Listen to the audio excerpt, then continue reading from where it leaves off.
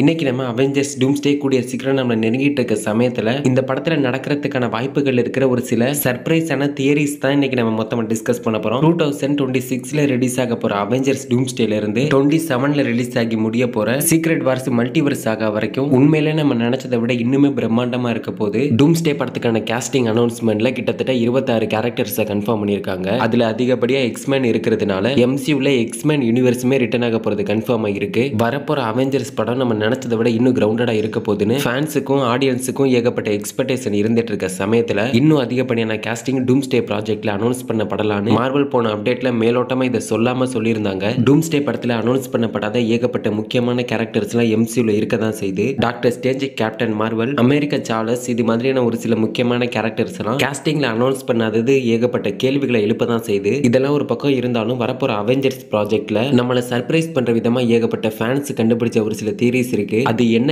ஏதுன்றத பத்தி தான் இன்னைக்கு நம்ம மொத்தமா டிஸ்கஸ் பண்ண போறோம். அப்படி நம்ம சேனலுக்கு சப்ஸ்கிரைப் தட்டி விட்டுருங்க. வீடியோவை கிக் ஆஃப் பண்ணிடலாம். ஃபேன்ஸ் மத்தியில அதிகமா எதிர்பார்க்கப்படுற ஒண்ணுனா அது எக்ஸ்மென்ஸ் கூடவே டெட்பூல் அண்ட் வூல்வரினும் இதுல இணையலாம். ஃபாக்ஸோட எக்ஸ்மென் படங்கள்ல உள்ள ஏகப்பட்ட முக்கியமான கேரக்டர்ஸ் எல்லாம் டூம்ஸ்டேல வரப்போறது காஸ்டிங்ல கன்ஃபார்ம் பண்ணப்பட்டிருக்கு. மேக்னெட்டோ, ப்ரொஃபசர் எக்ஸ், சைக்ளாப்ஸ் மாதிரியான எக்ஸ்மென் யூனிவர்ஸ்ல உள்ள ஒரு சில முக்கியமான கேரக்டர்ஸ் எல்லாம் டூம்ஸ்டேல ரிட்டர்ன் ஆக போறத காஸ்டிங்ல கன்ஃபார்ம் பண்ணப்பட்டிருக்காங்க. காஸ்டிங்ல டெட்பூல் அண்ட் வூல்வரினை பத்தி எந்த ஒரு அனௌன்ஸ்மெண்ட்டும் இல்லனாலும் கூட டெட்பூல் அண்ட் வூல்வரின் எம்சியூல நடக்க போற மல்டிவர்ஸ் ஆகால இணையறதுக்கு அதிகப்படியான வாய்ப்புகள் இருக்கு. டெட்பூல் அண்ட் வூல்வரின்ல ஃபியூச்சர்ல நடக்க போற ஒரு சீக்வென்ஸை டீஸ் பண்ற விதமா டெட்பூல் தோரோட மடியில படுத்துட்டு அழுதுட்டு இருக்க மாதிரி ஒரு சீக்வென்ஸை காட்டியிருப்பாங்க. மேபி இது ஃபியூச்சர்ல நடந்தாலும் நடக்கலாம். வூல்வரினை பத்தி நமக்கு எதுவும் பெருசா தெரியலனாலும் 2017ல ரிலீஸ் ஆன லோகனுக்கு அப்புறம் வூல்வரின்ற கேரக்டரையே பல வருஷத்துக்கு காட்டாம இருந்து கடைசியா டெட்பூல் அண்ட் வூல்வரின்ல வந்திருப்பாரு. இந்த படத்துல டெட்பூல் ஹியூ ஜாக்மேனை 90 வயசு வரைக்கும் நடிக்கிறதுக்கு டிஸ்னி அக்ரிமெண்ட் போட்டிருக்கதா சொல்லியிருப்பாரு. இதை வச்சு பாக்குறப்போ Deadpool and Wolverine Doomsday and Secret Wars ப்ராஜெக்ட்ல ஒரு 80% அப்பியர் ஆகிறதுக்கான வாய்ப்புகள் இருக்கு. இது எல்லாத்துக்கும் மேல எம்சியூல அதிகப்படியான ஃபேன்ஸ் இருக்கிற ஒரு டியோனா அது கண்டிப்பா டெட்பூல் அண்ட் வூல்வரின் தான். இப்படி இருக்கும்போது மார்வல் இதை வேஸ்ட் பண்ணிட மாட்டாங்கன்னு தான் நினைக்கிறேன். டெட்பூல் அண்ட் வூல்வரின் படமே ஆடியன்ஸ் மத்தியிலையும் ஃபேன்ஸ் மத்தியிலையும் ஒரு நல்ல வரவேற்பையே பெற்றிருந்துச்சு. பொறுத்து இருந்து பாப்போம் என்ன பண்றாங்கன்னு. அதை தொடர்ந்து அதுக்கு அடுத்தபடியா ஃபேன்ஸ் மத்தியில அதிகமாக எதிர்பார்க்கப்படுற ஒண்ணுனா நம்மள சர்ப்ரைஸ் பண்ற விதமா அயன்மேன் கேரக்டர் மறுபடியும் ரிட்டர்ன் ஆகலாம். டாக்டர் டூம், ஆர்டிஜே மறுபடியும் எம்சியூல ரிட்டர்ன் ஆகிறது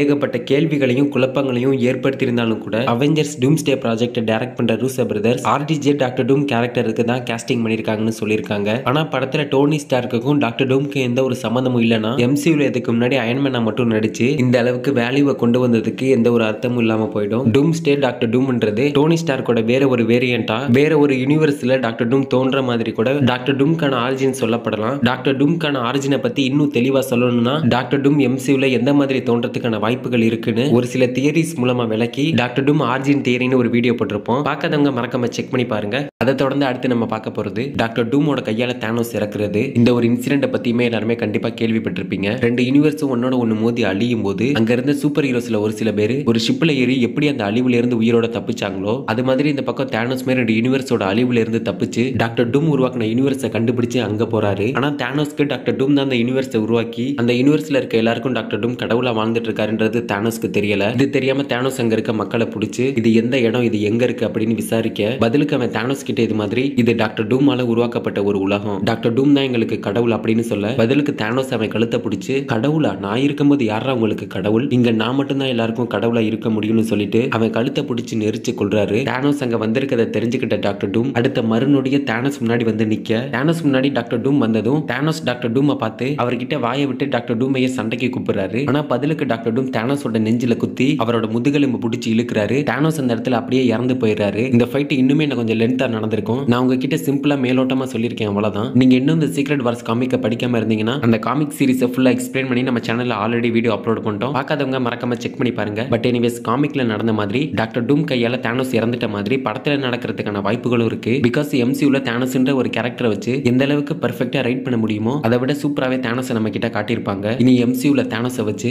இப்ப இருக்கிறத விட இன்னும் கேரக்டர் டெவலப்மெண்ட் பண்ணா அது தானோஸை வச்சு அரைச்சமாவே அரைக்கிற மாதிரியான ஒரு ஃபீலை கொடுத்துரும். கூடிய சீக்கிரம் எம்சியூ வேற ரீபூட் ஆக போகுது. இந்த நிலைமையில தானோஸ் எங்க போயிட்டாருன்ற ஒரு கேள்வி எழுப்பிடக்கூடாது இல்லையா? அதனால தானோஸ்ன்ற கேரக்டருக்கு ஒரு பெர்ஃபெக்ட்டான எண்டிங்னா அது டாக்டர் டூம் கையில ஒரு வீர மரணமா தான் இருக்க முடியும்னு நினைக்கிறேன். ஆனா நம்ம காமிக்ல பார்த்த மாதிரி டக்குன்னு தானோஸை கொன்ற மாட்டாங்க. ஒரு பயங்கரமான சண்டையோட முடிவா தான் தானோஸோட மரணம் இருக்கணும். பொறுத்திருந்து பாப்போம் என்ன பண்ற. பட் எனிவேஸ் இன்னைக்கு நம்ம பார்த்த சர்ப்ரைசிங்கான ஒரு சில ஃபியூச்சர்ல நடக்கிறதுக்கான வாய்ப்புகள் இருக்கிற தியரிஸை பத்தி நீங்க என்ன நினைக்கிறீங்கன்றத கமெண்ட்ல சொல்லிட்டு அப்படி நம்ம சேனலுக்கு சப்ஸ்கிரைப் தட்டி விட்டுருங்க. அடுத்த வீடியோல பார்க்கலாம்.